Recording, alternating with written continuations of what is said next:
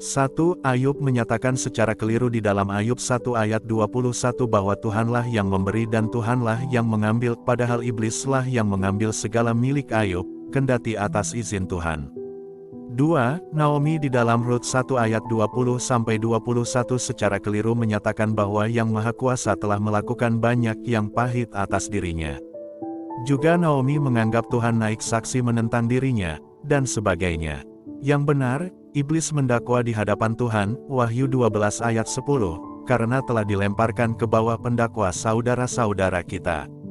3. Samuel berulang kali menggunakan ungkapan, roh jahat yang dari Tuhan, 1 Samuel 16 ayat 14 dan 15 juga 1 Samuel 19 ayat 9 padahal Tuhan tidak mengutus roh jahat untuk mengganggu manusia. Roh-roh jahat adalah angkatan kerja si iblis, pemberontak. Dalam bahasa Perjanjian Baru, roh jahat ini berarti malaikat iblis, ungkapan yang tidak dikenal dalam Perjanjian Lama. Masih banyak contoh lain dari Perjanjian Lama yang menampilkan kerancuan pengenalan akan Yang Maha Tinggi. Itukah gerangan salah satu alasan mengapa Yesus, Yang Maha Tinggi memerlukan turun sendiri ke bumi memperkenalkan kerajaannya. Bersamaan dengan hadirnya kerajaan sorga, ditelanjangi pulalah permainan iblis menyesatkan manusia. Namun iblis tidak pernah mengaku kalah. Bahkan Raja Sorga dicobai oleh iblis, sebagai bentuk lanjutan dari pemberontakannya yang telah gagal dahulu kala. 5. Keterbatasan Yesus Anak Manusia, tanpa bermaksud melecehkan Raja Yesus, satu keunggulan iblis terhadap Yesus Anak Manusia perlu dicatat di sini, di padang gurun di masa itu, di awal tampilnya Yesus Anak Manusia, iblis lebih berkuasa daripada Yesus. Lihatlah kenyataan yang direkam kitab Matius itu. Iblis, sesuka hatinya membawa Yesus Anak Manusia dari padang gurun ke bubungan bait suci, ayat 5, dan membawa Yesus dari bubungan bait suci ke suatu gunung yang sangat tinggi seperti di Matius ayat 8. Istilah, membawa Yesus, ini jangan dipikirkan dalam wawasan modern, naik helikopter atau pesawat terbang. Wawasan yang benar adalah kuasa roh iblis, menjinjing tubuh Yesus ke tempat-tempat yang dikehendakinya, serupa halnya dengan tokoh Adi Kodrati yang menjinjing Yehezkiel kian kemari. Suatu demonstrasi kuasa Adi Kodrati. Di dalam hal ini, Yesus Anak Manusia adalah roh Tuhan yang terkurung dalam tubuh jasmani, yang serba terbatas. Keterbatasan ini tercatat dalam Ibrani 2 ayat 7 dan 9, ayat 7. Namun engkau telah membuatnya untuk waktu yang singkat sedikit lebih rendah daripada malaikat-malaikat. Ayat 9. Tetapi dia, yang untuk waktu yang singkat dibuat sedikit lebih rendah daripada malaikat-malaikat, yaitu Yesus, kita lihat, yang oleh karena penderitaan maut, dimahkotai dengan kemuliaan dan hormat. Disimak dengan baik, untuk waktu yang singkat, ini berarti untuk waktu 33,5 tahun kehidupan Yesus Anak Manusia di bumi. 2 kali dicatat ungkapan, sedikit lebih rendah daripada malaikat-malaikat, menunjukkan keunggulan iblis di kala itu. Sederhana sekali cara menggambarkan kenyataan bahwa, Yesus sedikit lebih rendah daripada malaikat-malaikat, seekor serigala jauh lebih berbahaya daripada seekor harimau di dalam kandang. Kenyataan ini membuat iblis terkecoh, karena dia bebas, menjinjing, tubuh Yesus kian kemari. Maka iblis mengira dia sedang berurusan dengan manusia biasa. Dan ini menelanjangi iblis lagi, dia tidak serba tahu. 6. Kenali roh di dalam diri Yesus Anak Manusia. Umat Perjanjian Baru harus mengakui pernyataan, Yesus Anak Manusia lebih rendah dari malaikat, tetapi di dalam tubuh Yesus Anak Manusia bersemayam roh Yesus atau roh Tuhan, sebagaimana dinyatakan oleh Yesaya 11 ayat 1-3a. Suatu tunas akan keluar dari tunggul Isai, dan taruk yang tumbuh dari pangkalnya akan berbuah, menubuatkan kedatangan Yesus Anak Manusia, dari garis keturunan Daud dan Isai, ayah Daud penulis. Roh Tuhan akan ada padanya, roh hikmat dan pengertian, roh nasihat dan keperkasaan, roh pengenalan dan takut akan Tuhan, ya, kesenangannya ialah takut akan Tuhan. Yesus Anak Manusia berpenampilan manusia biasa, namun di dalam tubuhnya bersemayam roh Tuhan, roh yang Maha Pencipta. Kebenaran ini akan disajikan dalam buku yang lain, tentang Raja Sorga yang Trinitas. Tidak heran, iblis terkecoh, karena ia menganggap sedang berurusan dengan manusia biasa, atau paling tinggi, nabi. Roh hikmat dan roh pengertian ada di dalam diri Yesus anak manusia, maka Yesus segera mengerti bahwa ia sedang berurusan dengan iblis. Akibat lebih jauh, iblis tidak berhasil mengecoh dia. Roh nasihat dan roh keperkasaan dimiliki oleh Yesus anak manusia, maka dengan perkasa ia menahankan laparnya, lolos dari provokasi si iblis. Roh pengenalan dan roh takut akan Tuhan hadir di dalam diri Yesus anak manusia, sehingga tidak mau ia mencobai Tuhan. Tidak gentar dia sewaktu dijinjing oleh iblis ke atas bubungan bait Tuhan dan ke puncak gunung yang tinggi. Tidak kehilangan akal dia, sehingga diucapkannya dalam Matius 4 ayat 10, iblis harus menyembah kepada Tuhan, sembahan yang benar, dan hanya kepada Tuhan, iblis berbakti.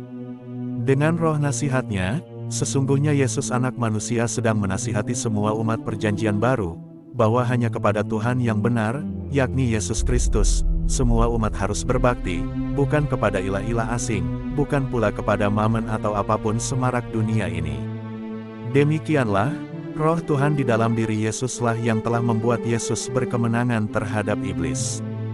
Dan roh Tuhan yang sama, itu yang ditawarkan oleh Injil Kristus untuk dimiliki oleh setiap pengikut Yesus, agar berkemenangan pula terhadap iblis, si penyesat. 7. Nafsu iblis, mendominasi. Mendominasi adalah menguasai, menindas ataupun menghimpit pihak lain, sehingga pihak yang didominasi kehilangan kebebasannya, sebagian atau seluruhnya. Tindakan mendominasi membutuhkan kuasa, roh, atau kekuatan jasmani, yang melebihi kuasa atau kekuatan lawan.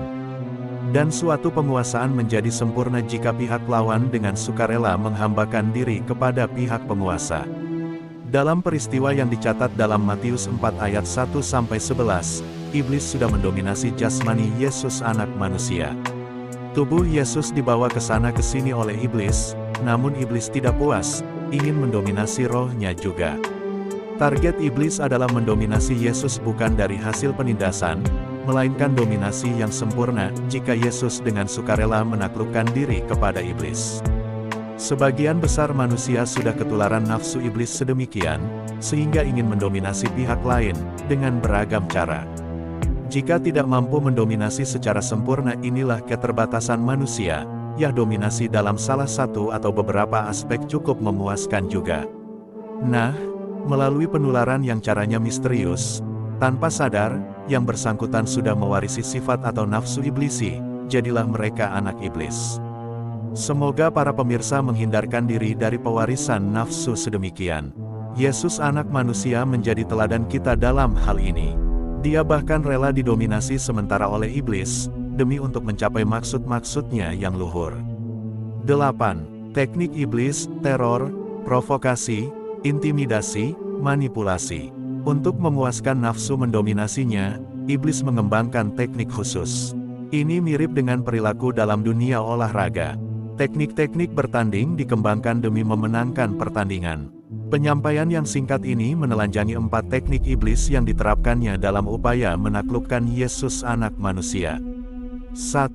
Teror, ini adalah tindakan menakut-nakuti, sehingga lawan takluk, atau sekurang-kurangnya tidak mampu berpikir jernih.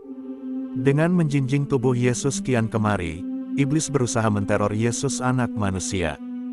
2. Provokasi, ini adalah tindakan merangsang lawan tanpa harus merangsang emosinya, supaya lawan melakukan sesuatu yang sesuai dengan keinginan provokator. Provokasi membutuhkan informasi tertentu, lalu info itu dimanfaatkan untuk mempengaruhi perilaku lawan. Dalam Matius 4 ayat 3, iblis mengetahui bahwa Yesus sudah sangat lapar akibat berpuasa 40 hari. Ini informasi untuk dasar melakukan provokasi. Lalu iblis memprovokasi Yesus, "Jika engkau anak Theos, perintahkanlah supaya batu-batu ini menjadi roti." Ucapan ini mengandung tujuan rangkap, a. Memastikan siapa gerangan manusia istimewa ini, yang tahan 40 hari tanpa makan, b. Menyuntikkan roh perhambaan ke dalam diri Yesus, siapapun dia, jika ia mau disuruh-suruh oleh iblis. Yesus, yang memiliki roh hikmat dan pengertian, Yesaya 11 ayat 1-2, kendati ia sudah sangat lapar, menolak saran iblis ini, kendati bukanlah suatu dosa jika ia melakukannya. Dalam arti bukan suatu pelanggaran hukum Musa, jika Yesus ubahkan batu-batu menjadi roti di kala itu, lalu makan. Tetapi Yesus tidak mau diperhamba oleh iblis, ditahankannya terus rasa lapar itu. Saudara yang terkasih, berapa banyak di antara orang Kristen yang gemar melakukan provokasi. Bahkan sejak kanak-kanak pun, dalam permainan, tanpa sadar, kita sudah melakukan provokasi terhadap teman bermain. Waspadalah, dan tinggalkan kebiasaan iblisi itu. 3. Intimidasi adalah teknik merangsang emosi pihak lawan sehingga melakukan sesuatu sesuai keinginan intimidator. Dalam pencobaan itu, iblis mengintimidasi Yesus dengan ayat 5-6 menempatkan Yesus di bubungan bait Tuhan. Perlu diketahui bait Tuhan di sana dibangun di pinggir tebing yang curam, sehingga jika Yesus menjatuhkan dirinya, maka kejatuhannya bukan sekedar setinggi bait itu, tetapi jauh lebih dalam ke bawah, ke dasar jurang di bawah tebing itu. Dalam diri manusia biasa, pasti terjadi rangsangan emosi, sok perkasa atau bahkan ketakutan menghadapi situasi demikian. Jika engkau anak Tuhan, jatuhkanlah dirimu ke bawah, sebab ada tertulis, mengenai engkau Ia akan memerintahkan malaikat-malaikatnya dan mereka akan menatang engkau di atas tangannya, supaya kakimu jangan terantuk kepada batu. Dengan mengutip janji Tuhan, Mazmur 91 ayat 11-12, iblis berharap Yesus akan mempercayakan diri kepada janji Tuhan, seperti banyak orang Kristen gemar memanfaatkan janji Tuhan secara keliru. Lebih jauh lagi, tidak mustahil di saat itu iblis, malaikat kegelapan, lebih dahulu menjatuhkan dirinya ke jurang itu, tentu dia tidak cedera, demi merangsang emosi Yesus secara dahsyat. Yesus anak manusia, yang di dalam dirinya hadir Roh yang Maha Kuasa, tidak mau menyalahgunakan kuasanya untuk pamer kehebatan, tidak mau memanfaatkan janji Tuhan pun jika hanya untuk kebanggaan diri sendiri. Maka Yesus menolak saran iblis, yang, kendati, jika Yesus lakukan pun, itu bukan suatu dosa pelanggaran hukum Musa. Saudara seiman yang terkasih, intimidasi adalah kemahiran iblisi, suatu keburukan di hadapan Tuhan Yesus yang tulus. Banyak orang Kristen sudah terkena penularan kebiasaan iblisi ini. Siapapun yang hendak menjadi anak Tuhan, harus menghindar dari kebiasaan buruk ini. 4. Manipulasi, dalam pengertian yang sehat adalah, merubah bentuk benda atau gagasan untuk kepentingan operator benda atau sistem tertentu. Namun iblis melakukan teknik yang serupa untuk mengendalikan pihak lain, manusia umumnya, agar bertindak sesuai dengan keinginan iblis. Teknik ini pun dicobakan iblis terhadap Yesus anak manusia. Matius 4 ayat 9 menyajikan manipulasi yang dicobakan iblis terhadap Yesus, yakni setelah ditunjukkannya segala kerajaan dunia dan kemegahannya. Semua itu akan kuberikan kepadamu, jika engkau sujud menyembah aku. Demikian, perangkap dipasang iblis terhadap Yesus. Umpan di dalam perangkap itu adalah, jika Yesus anak manusia sujud menyembah kepada iblis, maka segala kekuasaan dunia ini menjadi milik Yesus anak manusia, sehingga untuk membawa semua manusia ke sorga tidak perlu bermandi darah di Golgota, cukup dengan menerbitkan satu surat keputusan. Yesus sudah tahu rancangan Tuhan untuk dia, harus ke Yerusalem, lalu menyerahkan nyawanya di Golgota, Matius 16 ayat 21-23, dan lain-lain. Suatu kemudahan dalam penyelesaian tugas, itulah umpan di dalam perangkap itu.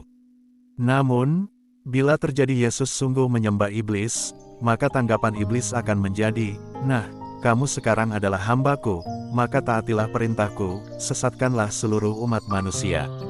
Cita-cita iblis menyesatkan manusia, Wahyu 12 ayat 9, akan menjadi kenyataan.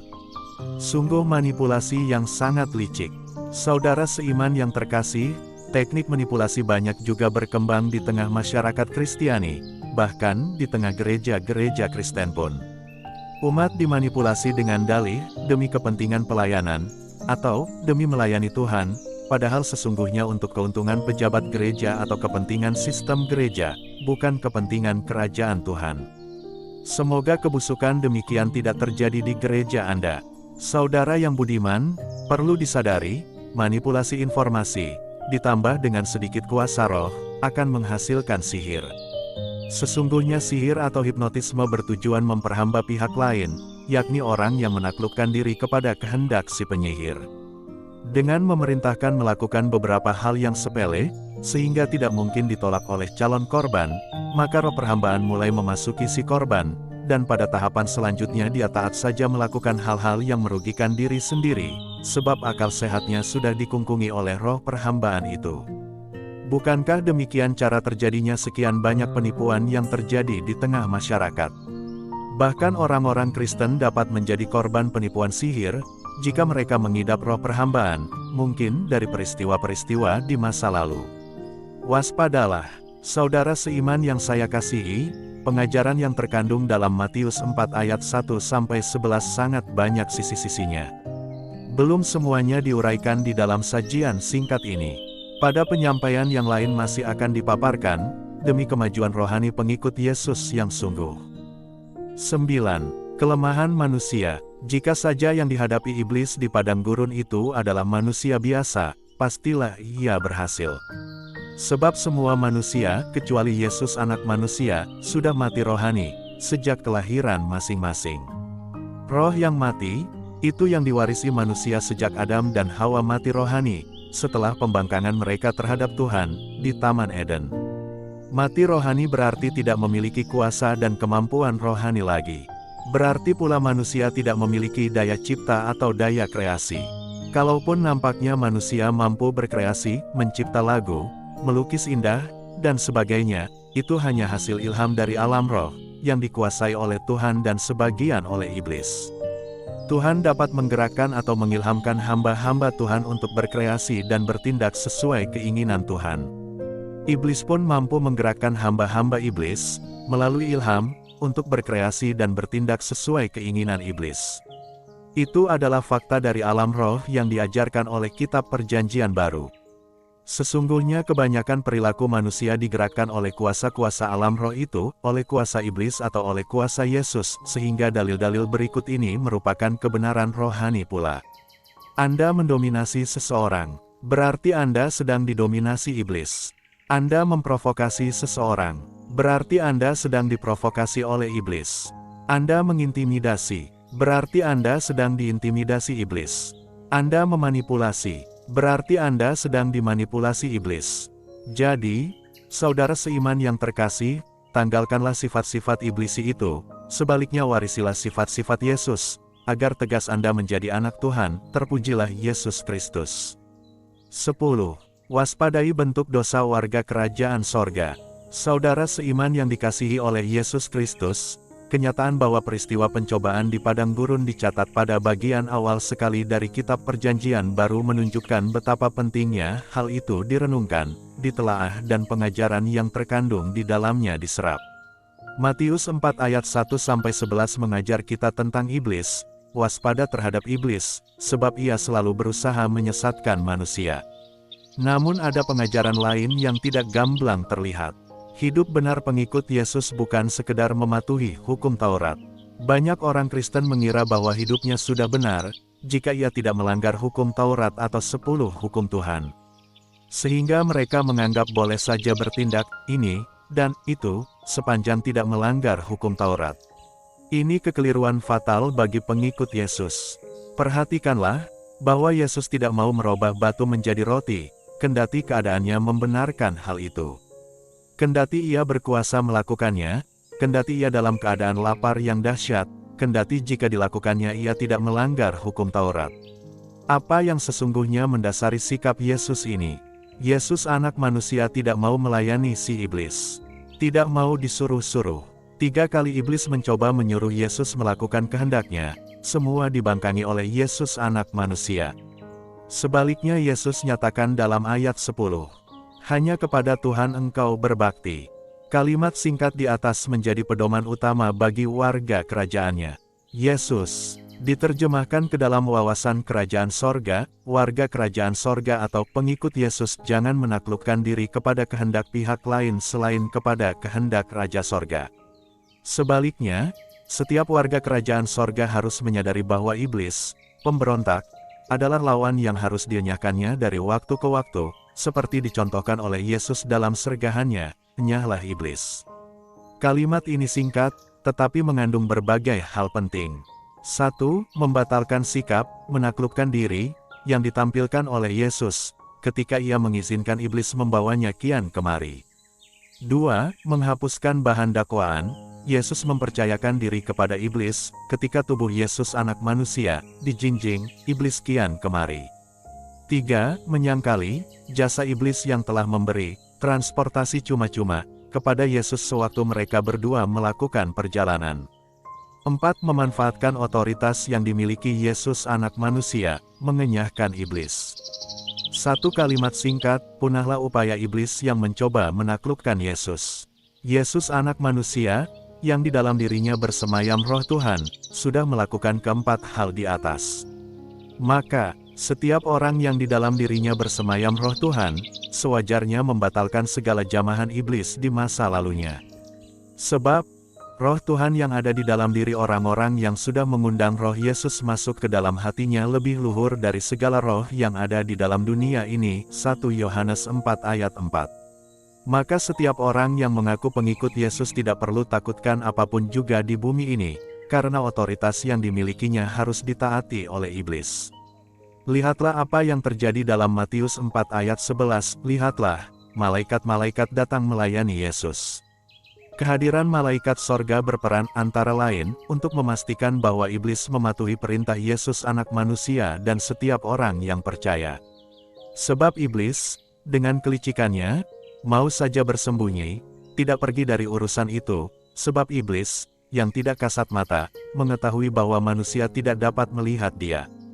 Demikianlah seharusnya sikap setiap pengikut Yesus Kristus. Mengenai keempat hal di atas, pembahasan secara lebih rinci direkam dalam buku berjudul Matius 4:10 yang disiarkan oleh Persekutuan Doa Wisma Gembala, Letjen Suprapto 504B Jakarta Pusat. Saudara yang berminat dapat memperolehnya secara cuma-cuma, selama masih ada persediaan. 11. Pulihkan hidup benar Anda, saudara yang terkasih, yang seiman, dalam iman kepada kerajaan sorga. Inilah kesempatannya bagi saudara untuk memantapkan kewargaan kerajaan sorga bagi diri Anda. Caranya adalah sederhana, di dalam doa saudara melakukan keempat butir di atas, melalui ucapan pernyataan yang berlandaskan kasih Yesus, Raja Sorga, yang akan memastikan bahwa ucapan pernyataan itu menjadi kenyataan di dalam kehidupan Anda. Ucapkanlah doa berikut dengan bersuara, karena menurut ucapanmu engkau akan dibenarkan, dan menurut ucapanmu pula engkau akan dihukum. Matius 12 ayat 37. Ucapkanlah, saudara, Yesus Kristus, Rajaku, yang mengasihi daku, saya mau memantapkan kewargaan kerajaan sorga bagi diriku, Tuhan.